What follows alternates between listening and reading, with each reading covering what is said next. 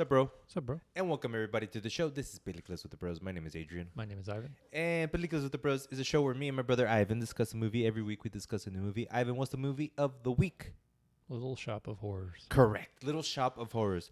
Little Shop of Horrors. But before we get into that, thank you for listening. Thank you for watching. Like I said, we're a podcast. We're also a YouTube show. If you'd like to watch us and watch two guys talk about movies, then you're in the right place. Go to youtube.com. Look us up, Peliculas with the Bros. Hit the subscribe button. Leave a comment. Let us know what you think about the movie Little Shop of Horrors, because we're doing it for Halloween, by the way. Little random. Mistimed. Yeah, mistimed. Also, podcast. Go to podcast of your choice. Look up Peliculas with the Bros. Subscribe. Yes. Get us in your earlobes. Ivan, before we move on, lasting thoughts on Killers of the Flower Moon, our movie of last week. 5 out of 5 for you, right? Yeah. Still there? Yeah. It's a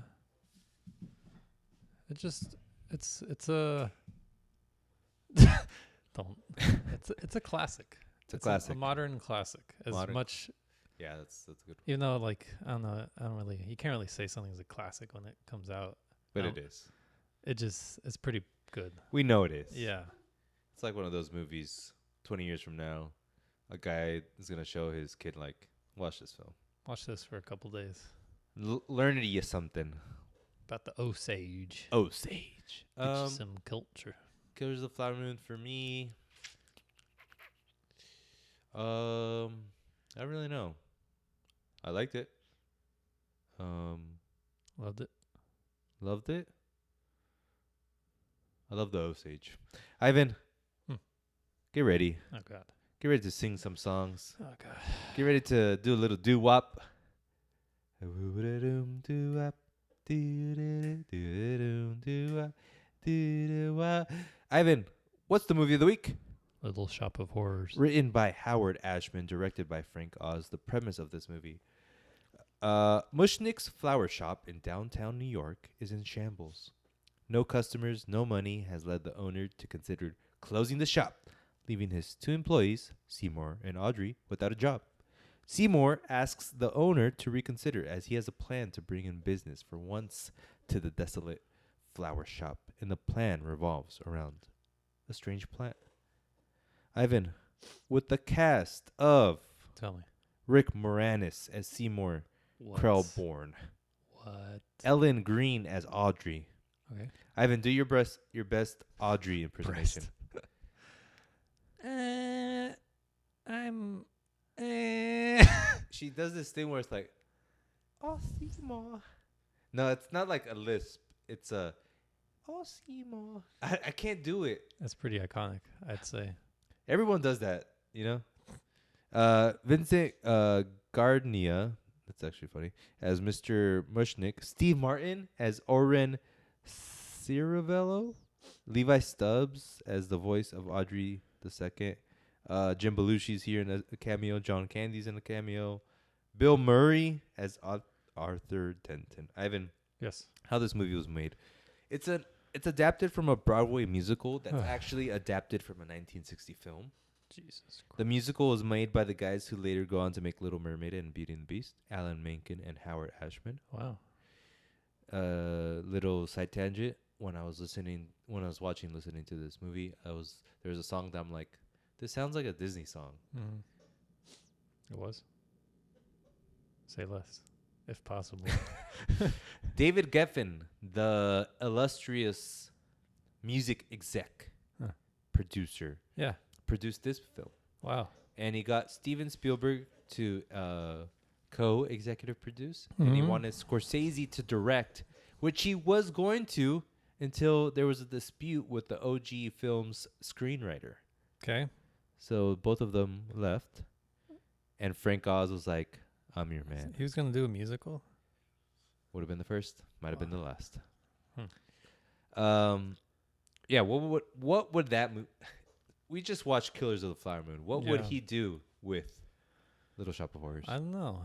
I mean, Was Little this Shop before of Horrors is Goodfellas? before Goodfellas, yep. It was like post Taxi Driver and all that. So I weird, don't know. right? I feel like it would have been like a a Marvel movie sort of deal. Like, let me get that money. Let me get that connection. That sort of thing. But I don't know how it was back then. Interesting. But Frank Oz, we said that he got hired to direct this film. This man is a national treasure, Ivan. Tell me. Why? Because he is basically the voice of our favorite Muppets that we know today. Kermit?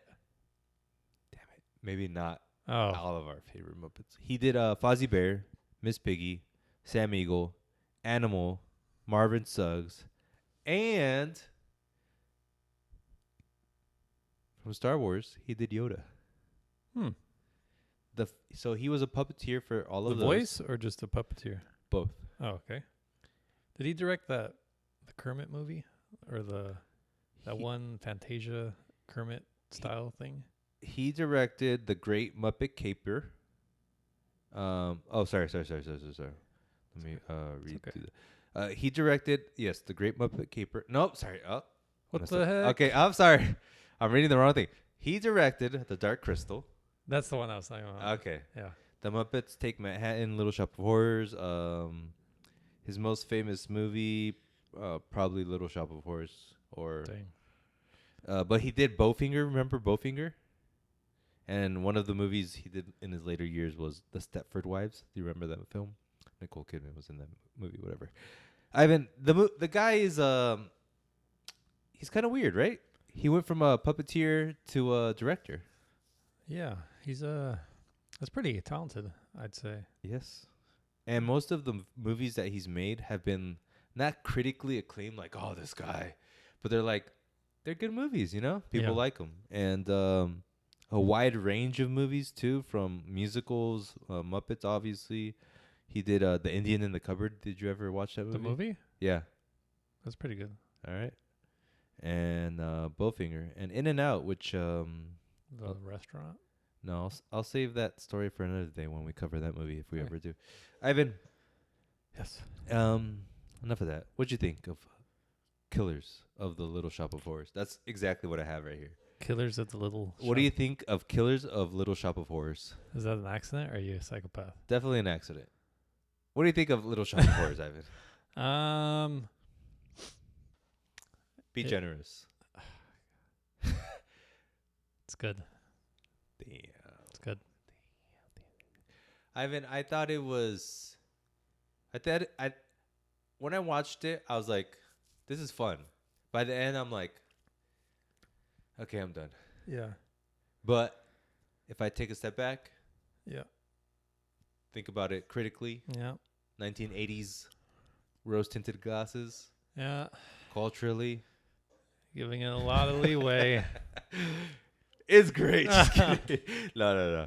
But you know what I mean? Like, it's of its time, but I think it's one of those things that it's so hammy that people just like hammy and campy that people just really dug their teeth into it.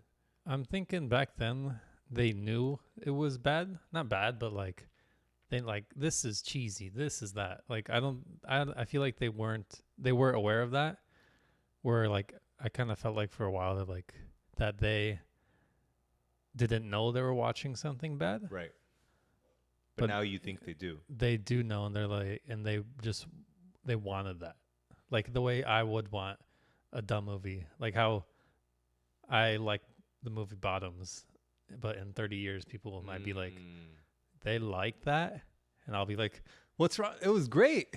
I think of probably a closer comparison is maybe Top Gun, Maverick. Yes. You know? Yes. Because Bottoms, it's tough too because it's not comedy. Everything Everywhere. That too, yeah. You could see that. Yeah, that one's good because it has weird comedy. Yeah. That people are gonna be like, "What the heck is that?" Yeah. But you're right. At the time, maybe the culture was wanting it, and almost like, what's the word, like when they're like, okay, it's fine if we have this kind of tone.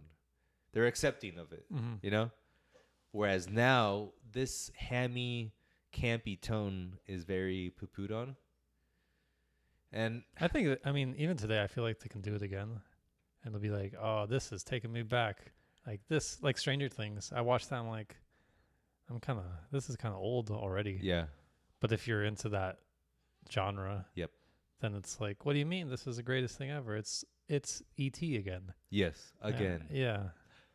Well, the thing I like about about Stranger Things is that it is ET, but it's kind of ET on steroids, Uh huh. and they go a little horror on it. Yeah. Like, not a little, they actually go a lot. Yeah. Yeah. But that's neither here nor there. The songs were good in this movie. Yeah. It's like the producers, Mel Brooks, like surprisingly good. Yes. But I don't know. I don't want musicals in my life. Oh, and that's what I was gonna say. There's that musical that I just noticed when I was like scanning AMC that probably already came out, and it's A24. Dicks. Did you watch that? I saw the trailer. Megan Thee Stallion's in it. That turned me off. Really? Yeah. Sexist. But that's okay. It looked too bad to be good. Like Bottoms kind of had that energy where it's like kind of self-aware, kind of knows it's bad, like stupid. Uh-huh. So I was like about that. But this one, it just felt like, oh, it's gonna be bad. And quickly looking at the critical response. I'm guessing 5.8. In stars, I give it 3. 2.8. Rotten Tomatoes has 69%. Looks like it's around 50 to 60%. But I mean, comedies never do well, so it's hard to be. Yeah, that's true. I don't know. Back to Maybe I should watch it. But back to the point about like that, there's a musical out there. Like, what's my real question is like, what's a great musical of 2020? You know, of this decade. La La Land. Did you like it? Yeah. Okay. Yeah, it is. But even that, like, would you say you loved it, or were you like, it's good, but it's not for me? I would say I wouldn't go as far as saying love, but I think it's up there. Okay. Like I think it did musical as best it can do with in this era. Yeah. I would want musicals to be like that. I want a musical that is just loved by everyone. Whether it's like a gay New York man, or my brother from another mother in Compton, you know? Right. Elvis. And I'm still also waiting on a musical that's like hip hop, but Hamilton. done right. Stop. Done right, you know? Yeah. And I'm looking directly at Kendrick Lamar's eyes right now and saying, Kendrick, Yeah. do it, because you know stories, you know lyrics. He's pretty much done like at the like BET Awards or VMAs or whatever it was. Like a full 10-minute kind of thing. And again, when I saw his concert tour movie thing, it was like a musical, you know? It's blending. Like it's just the next step. Yeah. And it A24. come on. He writes the whole thing. Dave Free, whoever that is, you know, he always has like a guy, that one guy that does everything else. He does the executive producer. Who's the director? Oh, the Babylon guy? No. That's too much. Too white? Yeah, too white. What you want? Jordan Peele? No, the other guy. Too black? No, the other black guy. Black Panther. Oh. Yeah. I guess they do have a relationship already. They do. But, okay, sure. Yeah. For the first one. Second one will be the Babylon guy. I just really like the Babylon guy because he's so musical. Yeah, that's true. But he's too white. He can do one with, I guess, Elvis, if I had to pick one. Yeah, I guess if we have to pick, do Elvis. Yeah. Musicals, yeah. Songs were good. Those girls, the Greek chorus of girls. Oh, yeah. They were good. 60s styles. What I didn't realize this movie was like very New York heavy. Mm-hmm. Like obviously until I watched it, but Yeah. I didn't know it was New York heavy. I didn't know it was like supposed to be in the 60s, whatever. Our boy Rick Moranis. You know what? I never liked him. That's an honest to God truth. I'm glad that's honest to God. He has a face. Yeah. His all-time face, I think. He has No range. yeah, he has no range. But He didn't need it. he didn't need it. He didn't need it. And I'm going to say something right now. Go ahead. Go ahead. Adrian. Go ahead. Okay. You love him. No, I don't. Watch. Ready? I don't like Honey, I Shrunk the Kids. No. I don't like It's not that. It's not that. the producer's movie. No, it's not that. He's actually kind of good in that. He was Oh, yeah, good in that. I forgot about that. Okay, go. His I don't wife, like him in Ghostbusters. his wife died like after he had Oh, I know this. 2 kids, right? Yeah. And he's like, I'm going to take a hiatus to raise my kids. And then he's like, you know what? I don't really miss acting. Mm. I'm out of here. Ivan? So I like him because he did me the favor of never showing up again. Yes, Ivan. That's why. Okay, I like him now. All right. We talked about how this movie's campy. This movie caused me to have slight anxiety of how over the top campy some of the characters were. Yeah, it was almost like near racist caricatures. Who? Not racist, but like not prejudice. Oh, Sexist. Or even all of them, they're like caricatures. yeah. Like Rick is like,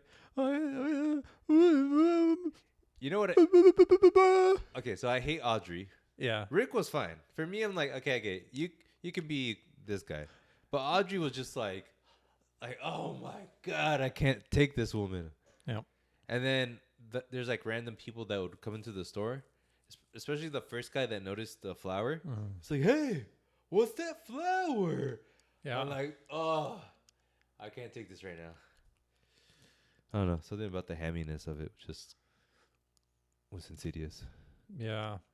I don't know. I would want to talk to someone in that era, like a movie scholar from that, and talk about like, did they know? Were they aware Yeah. of what they're doing? They were, yeah. Were they aware? If so, what's the idea? Yeah. Like, why was this in vogue? Yeah. And how did it hit on Yeah. that generation? The plant is pretty dope.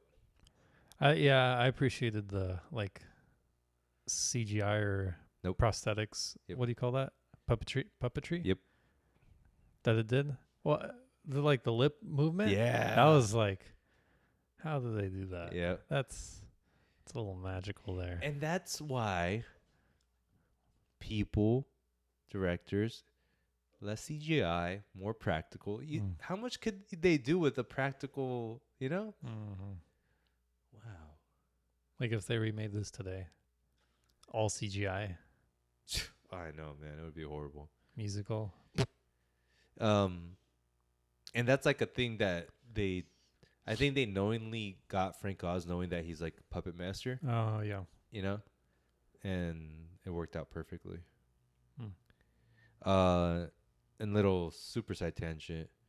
One of the reasons why you should love The Last Jedi, the best Star Wars film since the older Star Wars films, is because the director, say his name, Rian Johnson, he mandated that Yoda be a puppet.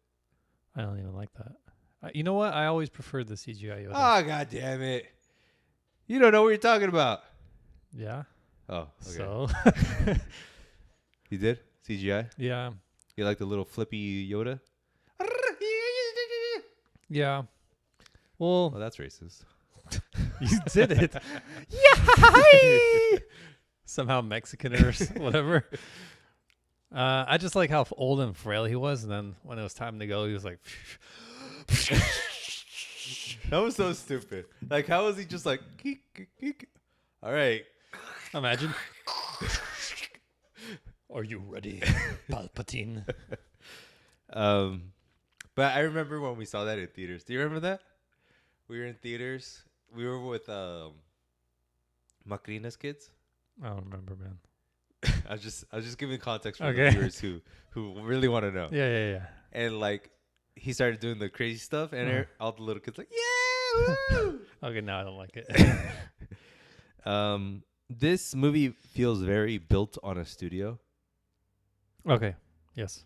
and it reminds me of our often forgotten backtrack movie back in the days, Crime Wave. We were different people back then.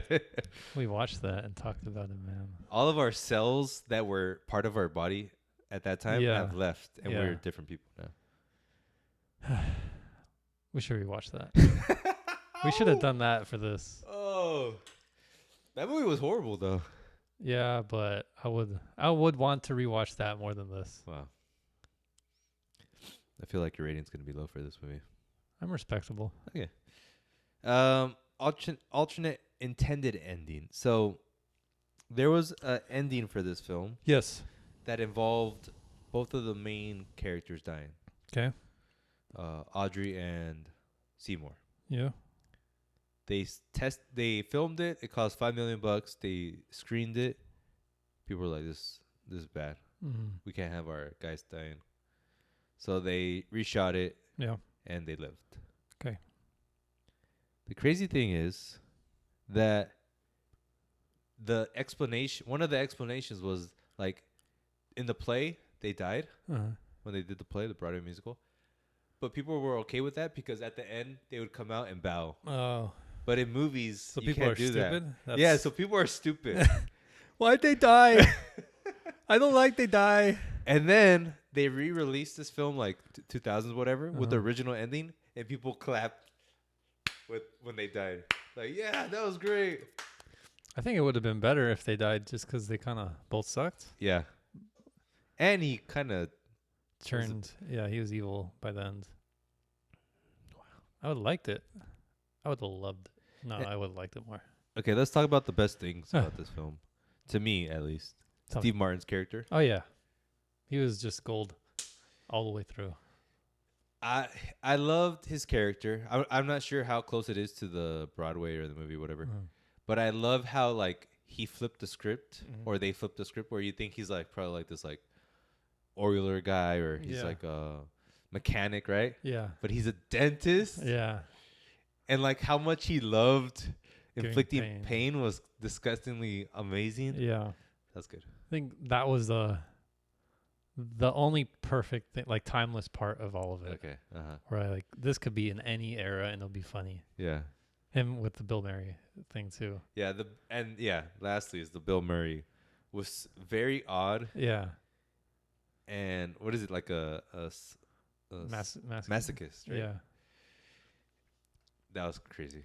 I didn't expect that at all. I'm like, what? He loves pain? Okay. I want more cameos like that, where it's like a real part. It's not just like, I'm Paul Rudd and then gone. Like, hi, I'm Brett Favre, quarterback for the Packers. I forgot what the TV. Quarterback for the Lakers. Quarterback for the Los Angeles Knickerbockers. But yeah, you're right. We need more. Well, I feel like, have you ever watched the movie, Jesus Christ. Yeah, I was gonna say The Passion of Titanic. Have you ever watched the movie? I think it's called "This Is the End." It's Judd Apatow one. Yeah, and there's like a bunch of cameos in there, right? There's Rihanna in there too, right? Is it good? Do you remember watching it? Yeah, it was good. Okay, I need to rewatch that because I know I liked it when I saw it, but it's good. Okay, but that's how cameos should be done, you know? Yeah. Like, give them a funny line or two. Like, it's funny on its own. It's not because they're just showing up. Yes. That's optimal. Yeah. And the ones who know, they're like, Channing Tatum. Yeah. Brett Favre. Yeah. Los Angeles Knickerbockers. I haven't had time to rate this film. Okay. Out of 5. Plants. That's so boring. What are the plants from Mario called? The ones that do the same thing? Piranha plants. Out of 5 piranha plants, how many piranha plants is this? I give it a reluctant 3.5. And that is purely for the staff who worked on it. 3.5. 3.5. I forgot to rate this movie. Now I'm thinking about mine. It's not a 5. It's not a 4. It's not a 2. 3 to 4. Oof. I'll give Come on. I'll give it a 3.75. And that's mainly the music and Steve Martin. Yeah. And a little bit for Bill Murray. That's it. Respect. Ivan, the movie next week is Priscilla. a movie we've been waiting for. The Us Elvis heads. Is that the right term? I don't know what they're called. E-heads. No, Elvis sounds better. King heads. No, Okay. us elves. Us elves. We've been waiting for this movie. Yes. And if you're into Elvis core like Ivan and I are, the movie of next week is Priscilla. May our queen reign over us like the shower she is. I don't know what I'm saying. Are you ready? Yes. Give it a rating right now. Give it a 4. My fear will be too on the nose of like Elvis being a bad person. I hope they give him some I don't think it depth. is. I want them to give him depth. I heard one thing and they're like, because it's Priscilla kind of the Priscilla oversaw this film. Yeah. And she loves Elvis. Yeah. So I don't think it's that bad on him. Okay. That's then 4.1. Okay. If it has good music, I think it could be a 4.5 for me. If it doesn't have good music and it's just like a short story, it's a 4. Okay. That's where I'm gonna go. Okay. I think it has the ability to like hit me at my core. Okay. Like I think I know what it's trying to do, but I might be wrong. Hope it's scary. I want him to be scared when I watch it. Like in what way? Like fear. I want to be scared, You Adrian. know, fear, Adrian. I want that. I want to feel that. I want to mainline that. Ivan, time for a section called Things and such. Halloween recap for you. Just went by this year. Handed out candy. You guys put out a bucket. No candy at all? Jesus Christ. I'm thinking next year I'm going to get like a tub and then just and the sign that says like only a couple handfuls most max. You'd be like, this guy's good. Yeah. So it's like I don't have any responsibilities and I'm like, because I'm not doing anything, I give him a little extra. So like we're good. Yeah. The transaction is perfect. No. What you should do is another thing. Big bowl, right? Uh-huh. Bunch of candy. First person that comes in, you're like, Tell your friends. Close the door. tell your friends about me. Whoosh, smack him in the face. I don't know. It's like a little 2-year-old. Tell your friends. For me, I went first trick-or-treating with my daughter. It was magical. What'd she do? She can't even walk. She was Snow White. I was a dwarf. My wife was evil queen from Snow White. Okay. We held her and got compliments as we asked for candy. People loved her. You kind of. Well, does she eat the candy? No. We have a lot of candy that we're not going to eat. Can I have some?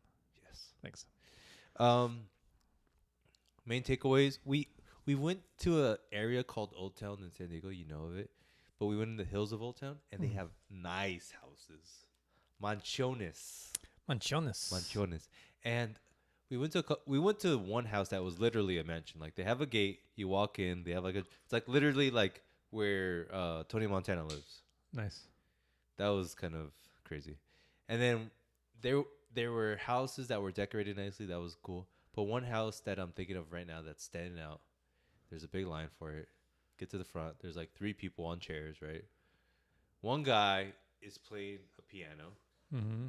Real piano. Okay. And the piano keys weren't like piano. It wasn't like a traditional piano. It was like a guy going ha ho ho. So he's like ha ho ho. Oh, that's cool. And then they had like as big as this table, and a big bowl and candy. Just they took my idea. But they handed out the candy. Oh, I would want like so big where you're like I want kids to be like yeah. But it was just it left an impression on me like they're doing it right. And these people were like in their 60s, Mhm. and they were just the guy. He wasn't like smiling. He's just like playing, you know. Like he does this every year for the Yeah. people. It was amazing. It was amazing. Ivan, Yes. I read something on the internet. I didn't even open it, and it says this. This is the headline: "The Nightmare Before Christmas," a hit that initially unnerved Disney. Okay. Without reading anything, I'm assuming that Disney didn't want this movie to happen because Yeah. it looked a little freaky, but they did it anyways, right? My big takeaway from reading this headline, kind of crazy, Jeez. is take more risks. Oh. Like Disney, you literally have one of the biggest IPs now because you took this small risk. Maybe because it cost quite a bit, but it paid off. I don't think they've taken a risk since Iron Man 1. Oh, this guy. Tell me. Call me wrong. Oh, No, I'm saying Iron Man 1 isn't a risk. It was. How? At the time. Well, I guess it is a risk, but Because Robert was still like Druggy. just out of that era in superhero movies. I mean, they're popular, but they weren't like now, which is like back then it wasn't like a surefire 500 million. I mean now they're dead now. But Yeah. yeah. But yeah, come on, take risks, people. Like you might just happen onto like, even when you think about a movie like Coco wasn't. I wouldn't say it was a risk too, but they were always gonna make their money back.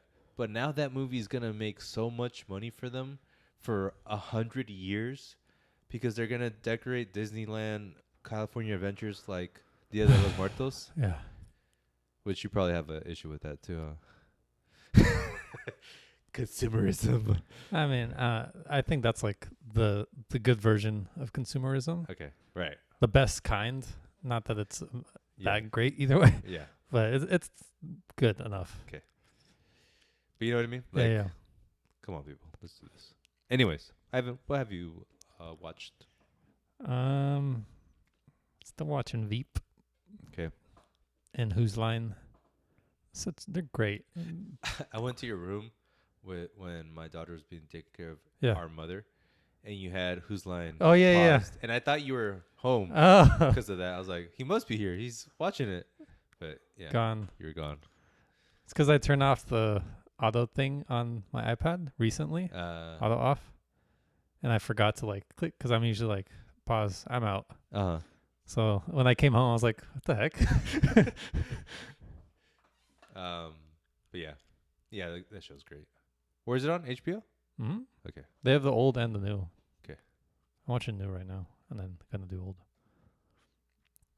Who's in new? Same Same guys? 3 of them. There's 3 that I think there's always been 3 that was always there. Yeah. Wayne Brady, the black guy, Ryan, the tall, skinny one, and then Colin, he's the bald with the ring. They're always Classic haircut. yeah, they're always in each episode, Uh-huh. and then each week it's either they like cycle through a few other Right. improv actors, and then Keegan Michael Key. Oh, really? Yeah, he's in some of them. Wow. Is he good? Yeah. Yeah. But you can tell like those 3 they're like they're masters. Masters. Amazing. Improv is like such an underrated skill, huh? It's almost like small talk on steroids. That's why I'm like so into it now, cuz it's like it's also a part of comedy, Yeah. and like you could just learn from that, like, and then it's like it's kind of like the jazz of comedy, Yep. or freeform jazz, I guess. Yep. Where you just play whatever feels right in the moment, and they're doing that too. And I think like if it's a spectrum, improv would be at the start where it's like in the moment, and then at the end it would be like a movie, a novel where you could really drag it out. I'm sure there's like rules in improv to save you, you know? Like Yeah. if you can't think of something, this is number 1. This is number 2. And you could kind of see it because they're not perfect each time. Like there's moments where they say something stupid and they're like, why did I say that? And everyone laughs. Yeah. So it's crazy because even when they're messing up, their ability to improv the mess up after, like it always works. Only like maybe once out of a million times it feels wrong. But even then, like in the next sketch, they're like, can you believe, like they mention that and people laugh again. So like even the mistakes are something that like make it even better. It's crazy. And how fast they are. Yeah. And like improv. It's crazy. Yeah. On the spot. Yeah. Pressure. But for them, it's almost like no pressure. Yeah. And it's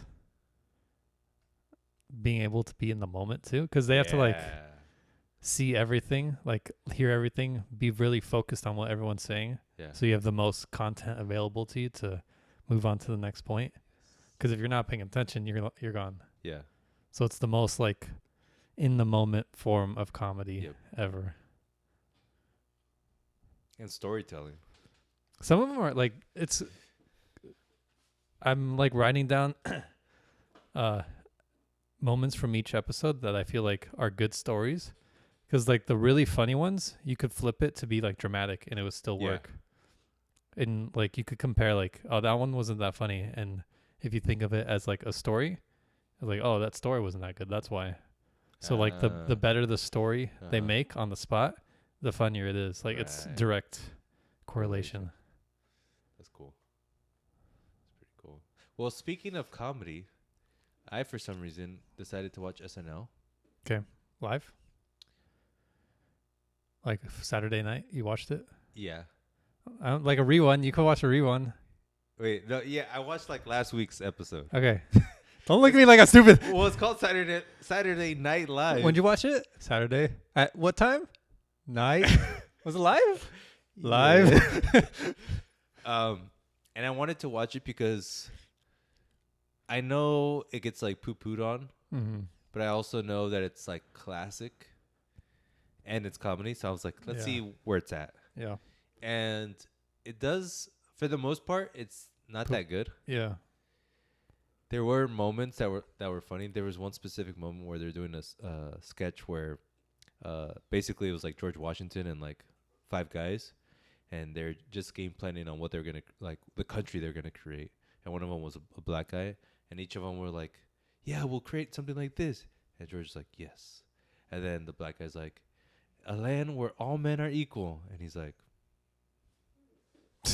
and he just walks away. He's like, "Hey man, come on." Anyways, it just kind of sucks that it's not that good. Yeah. But I wonder if it can be improved. And it's kind of crazy that Keenan Michael Thompson? Key? No. Yeah, Keenan Thompson. Keenan Thompson? Keenan Michael Thompson. Keenan Thompson, he's still doing improv from like he was in, was it All That? Mm-hmm. When we were kids. Like he's been doing improv, well not improv, but sketch comedy for his whole 30 life. years almost. I don't know how he does that. Like, is that just retirement effectively? Like, I would just lose my mind. Right. No matter what well, maybe he really loves it. I guess I haven't experienced that in the job. Yeah. But still, like, creatively. Yeah. After 30 years, like, what have you done? I mean, I don't mean to shit on him, but yeah, I know what you mean. I feel the same way, but it's a good point that you said, like, if he likes it, you know? Yeah. But yeah, and then there's like new people and obviously like old people that I recognize, but I don't know. It's just an interesting show and it's been on for so long. There's a point where Norm Macdonald was the host. Yes. After he got kicked off. Okay. A while back. And like during his stand-up or his opening monologue, he said, well, before they kicked me out because they said I wasn't funny. So now that I'm here, that must mean the show really isn't funny. So and then, like everyone laughed, and then like it was just the whole thing of him. Yeah. Like how insane saying that is after like being pretty much kicked off for that long. Like I'm back, and just give him the middle finger. Yeah. You reminded me of something that like it feels like it has a laugh track, which I don't like. Like after every joke, like ah. And now that I just realized that I think I watched 2 episodes because I saw the monologue for Pete Davidson, and then I saw a monologue from Nate Bargatze. He's another comedian, and the other comedian was so much better. Really? Yeah, like his jokes, like people were actually laughing, and like stayed laughing. Where Pete's was just like, Yeah, I don't think Pete's like he's a like a mumble rapper of comedy. I Yeah. feel I don't see him ever evolving that. Like he got his like, oh, I figured out my thing, and that's all it is. And for me, I know what you're saying, but I feel like it's even less than that. Like he has like it, but he doesn't have anything other than that. Yeah. Which I feel bad No, now no saying range. that out loud. No range. I think he has a range. Like what I noticed is like he kind of felt like Adam Sandler when I watched his thing, but he feels like a lesser version of that. Because even if you think about Adam Sandler, like what does he have? You know, he doesn't really have something specific. He's just kind of he plays dumb a lot. Yeah. And he does like rage. Yeah. Well, I think it's just harder in today's not climate but era because you need to be like Adam wouldn't survive today. Maybe No, he wouldn't. Like a new Adam. Yeah, like with just his limited thing. Because back then that was like never been done or whatever. Yeah. I don't know the history that well, but Right. I think Pete kind of has that too, where he has something, but also like there's a lot of funny things on TikTok now. There's a lot of funny things on YouTube. There's funny TV, and you have to compete against all this like legitimately super funny stuff. Like I've seen TikToks and I'm like, this is what SNL should be. Right. And then SNL is like, nothing. Isn't it crazy that your boy that you watched the stand-up, what was his name? That you're like, yeah, he might be the next. Yeah, Shane Gillis. Yeah. That he was going to be on SNL, but they kicked him out because of his podcast, because he was making fun of Asian people. It's stupid. It's because like in Whose Line, they do like pretty much racist jokes every other episode. Yeah. And it's just because it's on the spot. Like there's sometimes they like get scenes from a hat and they you're now a rapper who talks about things they're embarrassed about. And then all of them looked at Wayne Brady, and Wayne Brady's like, what the heck, guys? And everyone's laughing. Yeah. So this outrage is stupid. Like he should have stayed on. It's just SNL. They're too scared now. They need a shake up.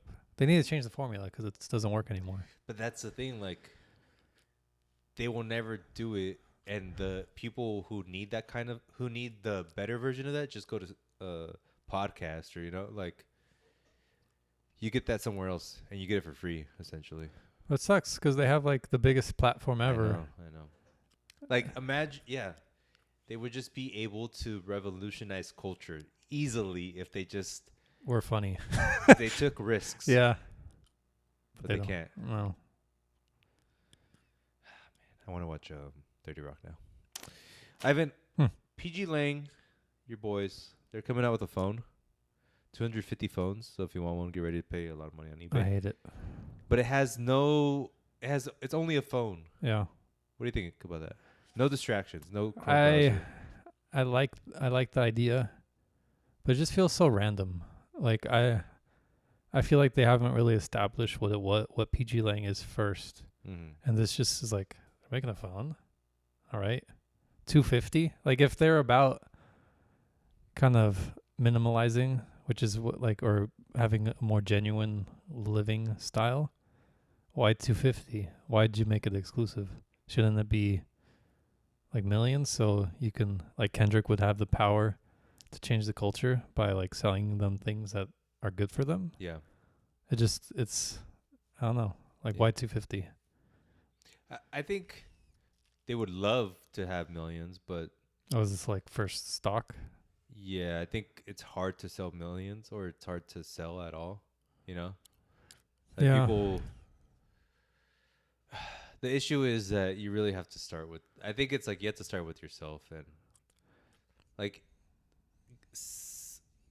people need to want to be distraction free, Yeah. and there's not enough people that want to be distraction free.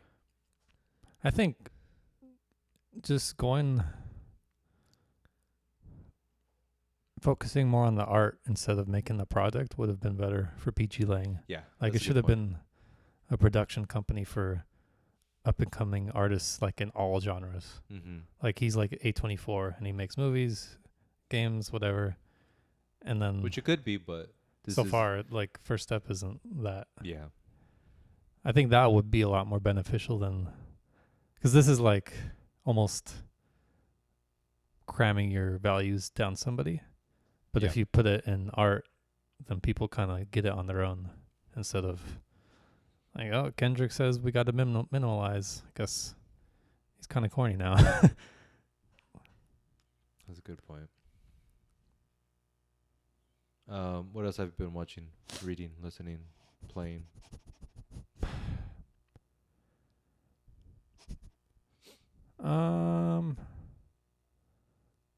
Nothing much. Did you listen to the Sampha album? Oh, like a couple songs. I haven't listened to it fully yet. It'll happen in a couple years. There's one song. You know what? I think Kanye really revolutionized. No, I shouldn't say that. He made it cool to use church music now, Oh, because it's in Drake. It's in a lot of Drake's album. It's in Sampha's album, and I love the sound of it. Like that's my main takeaway of Jesus is King. Like, yeah. the sound of Jesus music, of church music, The sound of Christ. like gospel music, sounds amazing. Dunka, dunka. And the way some artists are using it is really cool. Like the beats on this, I like more than any of the other beats on like those 5 albums he made in like a week or a month. Yes. I Yeah, like yeah. this, like the Yes. sound of it. The content, that's poopy. Yeah. But the sound, it's like, this is the sound I've wanted to hear. Yeah, that one bass song. Yeah. Yeah.